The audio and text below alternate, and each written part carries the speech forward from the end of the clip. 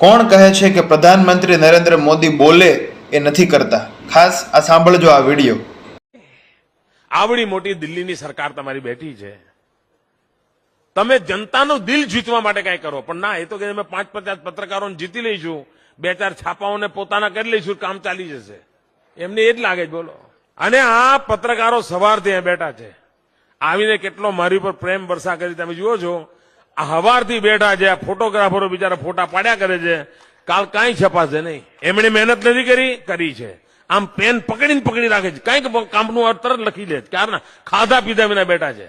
પણ એમના શેઠિયા ઉપર ફોન જશે દિલ્હીથી, ખબરદાર છે કંઈ છાપ્યું તો કાગળનો કોટા કેન્સલ કરી દઈશું, ફોટો તો છાપવાનો જ નહીં, અને બહુ તો બેલેન્સ કરજો, ત્યાં ભલે 150 હોય પણ એમનું હરખું કરજો ભાઈ.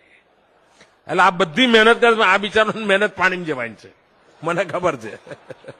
તો જોયું ને દોસ્તો, જે રીતે સાહેબ જ્યારે પ્રધાનમંત્રી નહોતા ત્યારે તેમના તેવર, ત્યારે તેમના એંગર, ત્યારે તેમના ભાષણ પ્રજાલક્ષી હતા અને સત્ય અને વાસ્તવિકતાની આસપાસના હતા. પરંતુ હવે જ્યારે પ્રધાનમંત્રી બન્યા છે ત્યારે આની એક પણ આ વિડીયોની વાત જો સાહેબે લાગુ કરી હોય, એને માની હોય, એને કરી બતાવી હોય તો કહેજો. ખાસ કરીને તમારી કોમેન્ટ છૂટા પાલે તમે તારે કોમેન્ટ કરજો. આપણે ચર્ચા કરશું કે તમારા મતે સાહેબને કેટલા રેટિંગ મળવા જોઈએ.